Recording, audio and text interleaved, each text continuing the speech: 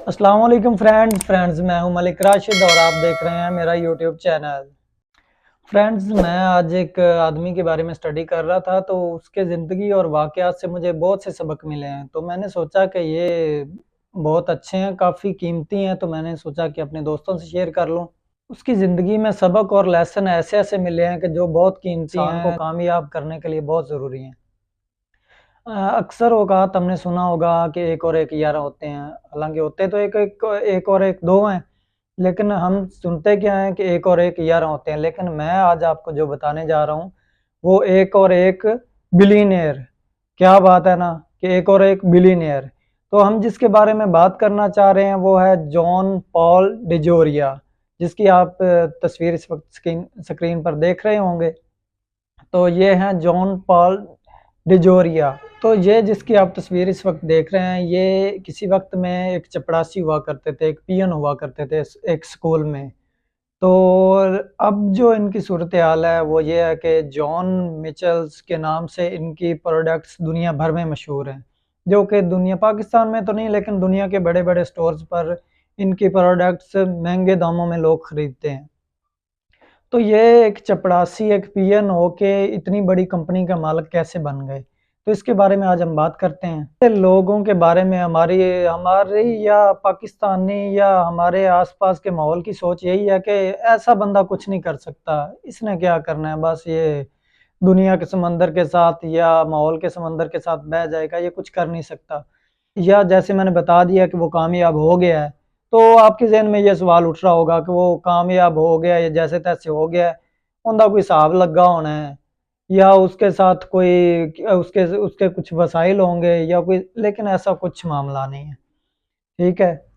तो वसाइल और वो हिसाब लगना, ना कोई हिसाब लगा होना, वो तो दूर रह गया। आपको ये जानकर हैरानगी होगी कि इसके पास खुद का घर नहीं था। ये किराए के घर में रहता था और वो भी किसी वक़्त में इसे किराया अदा ना होने की वजह से छिन गया। लेकिन इस बंदे ने हिम्मत नहीं हारी, इसने कोई काम नहीं छोड़ा, कोई मेहनत मज़दूरी, किसी काम को इसने हकीर नहीं समझा। बहुत लेसन है इस कहानी में, बड़ी मज़े की, आप सुनेंगे तो आपको मज़ा आएगा। अक्सर बेशतर आपने कॉल सुना होगा कि अगर आप कामयाब होना चाहते हैं या वो कुछ हासिल करना चाहते हैं कि जो किसी के पास नहीं है, तो फिर आपको वही करना होगा जो आज तक किसी ने नहीं किया। तो ये कॉल इसी बंदे का है कि अगर आप वो कुछ हासिल करना चाहते हैं जो किसी ने हासिल नहीं किया, तो फिर आपको वो करना पड़ेगा जो किसी ने आज तक नहीं किया। तो इस बंदे का कामयाब दौर या वो ये कहता है कि मुझे सबसे ज़्यादा सबक अपनी ज़िंदगी का इस दौर में मिला कि जब वो एक एनसाइक्लोपीडिया की बुक जो होती है, वो डोर टू डोर, जिन्हों असी पंजाबी च बूआ बूआ बूआ कहने हैं, ठीक है, वो टू डोर वो बुक बेचने जाया करता था। तो जो इसमें लेसन है वो कहता है कि अ, अगर आपने कामयाब होना है तो 100 दरवाज़ा खटखटाने के बाद, ठीक है, या 100 दरवाजे आपकी किस्मत के बंद होने के बाद या 100 बंदे के इनकार करने के बाद जब आप एक दरवाज़ा नंबर 101 पर जाएं तो आपके चेहरे पर वही मुस्कुराहट, वही फ्रेशनेस, वही आपका हौसला होना चाहिए जो आपका पहले दरवाजे पर था। तो यही इसकी कामयाबी का राज है कि इसने कभी हिम्मत नहीं हारी, इसने कभी किसी काम को हकीर नहीं जाना। इसकी ज़िंदगी में अच्छे दौर आए हैं तो इसकी ज़िंदगी में बहुत से बुरे दौर भी रहे हैं। इसकी ज़िंदगी का सबसे जो बुरा दौर था, उस वक़्त ये 23 साल का था और जब ये घर अपने जाता है, किसी जॉब वग़ैरह छोटी-मोटी, जैसा कि मैंने आपको बताया था कि ये पीएन की जॉब करता था। तो ये पीएन की जॉब से जब घर जाता है, तो इसे पता चलता है कि इसकी जो बीवी है, वो इसकी सारी जमा पूँजी लेकर और इसका 1 साल का बच्चा था, वो उसे घर पर छोड़कर चली जाती है। तो इसे तब पता चलता है कि मैं अब जॉब भी नहीं कर सकता। तो इसकी ज़िंदगी का वो बुरा तरीन दौर था, ठीक है? हम में से किसी के साथ ऐसा हुआ होता, तो हम लोगों के ताने-मेने सुनने के बाद या ऐसे वाक़यात के बाद हम अक्सर ज़िंदगी में सबके साथ ही ऐसे वाक़यात हो जाते हैं, अक्सर-बेशतर हो जाते हैं, लेकिन खुद को सँभालना बहुत मुश्किल होता है। तो इसके साथ भी ऐसा ऐसा ही हुआ, लेकिन इसने हिम्मत नहीं हारी। जबकि एक छोटे बच्चे को सँभालना, फिर घर के अखराजात वग़ैरह और खुद का घर भी ना होना, लेकिन इसने हिम्मत नहीं हारी। इसलिए अपने बच्चे को भी सँभालता रहा और साथ में इसने एक छोटी-सी जॉब शुरू कर ली, जो कि एक कंपनी थी जो कि सैलून्स वगैरह को उनके प्रोडक्ट्स, जो कॉस्मेटिक्स प्रोडक्ट ये सेल करती थी। तो ये सेल्समैन में तो पहले ही माहिर था, तो इसने इसका फ़ायदा उठाते हुए उसमें जॉब शुरू कर ली। ठीक है, तो ये उन्हें ठीक-ठाक प्रॉफ़िट देता था। तो इस दौरान इसके ज़हन में एक ही सवाल था जो बहुत गूंजता था, इसे बहुत तंग करता था कि क्या यही है मेरी ज़िंदगी? क्या बस मैं इसी हद तक ही रह जाऊँगा? तो इसी दौरान इसकी मुलाकात एक आदमी से होती है, वो भी उधर ही काम करता होता है, जो कि इन प्रोडक्ट्स का बहुत माहिर होता है, यानी कि उनकी मैन्युफैक्चरिंग करने में बहुत माहिर होता है। तो इस उसको मिलने के बाद इसके ज़हन में एक ख़्याल आया कि ये जो बंदा है, ये प्रोडक्ट्स बनाने में माहिर है और मैं बेचने में माहिर हूँ, तो क्यों ना खुद का काम किया जाए। तो इन्होंने सोच तो लिया, लेकिन ये है कि इनके पास इन्वेस्टमेंट नहीं थी। लेकिन इन्होंने हिम्मत नहीं हारी। अगर हम में से कोई बंदा होता तो कहता यार इन्वेस्टमेंट तो है नहीं, तो क्या करें, बस ठीक है रहने देते हैं। लेकिन इन्होंने इन्वेस्टमेंट का एक तरीका निकाला कि इन्होंने कहा कि हम कोई इन्वेस्टर ढूंढ लेते हैं। तो इस तरह इन्होंने एक इन्वेस्टर ढूंढा, लेकिन इन्वेस्टर ने जब इनका देखा कि ये क्या करेंगे, मेरा पैसा कहीं डुबो ही ना दें, तो उन्होंने उस इन्वेस्टर ने पहले हाँ की थी, फिर इन्वेस्टर इनको जवाब दे जाता है।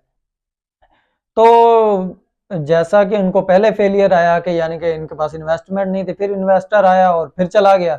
तो इन्होंने फिर भी नहीं हिम्मत हारी। हम में से कोई बंदा होता तो पिछली स्टेज पर ना सही, इस स्टेज पर ज़रूर वो दम तोड़ जाता, उसकी हिम्मत जवाब दे जाती। लेकिन इन्होंने हिम्मत नहीं तोड़ी। इन्होंने उसी कंपनी के मालिक से बात की कि हमें 10,000 पीस आप सैंपल के तौर पर दे दें, तो हम खुद का बिज़नेस शुरू करना चाहते हैं। तो उन्होंने पहले कंपनी ने सोचा, लेकिन फिर उन्होंने इनको 10,000 पीस दे दिए। अब 10,000 पीस तो आ गए, लेकिन अब इससे बड़ा एक और टास्क आ गया कि जो पीसेस आए थे वो अनलेबल थे। तो इन्होंने एक बंदे से बात की जो उनके स्टिकर वगैरह या बैनर वगैरह बनाता था। तो उसने कहा कि ठीक है, ये मैं 10,000 पीस पर स्टिकर्स वगैरह लगा दूंगा।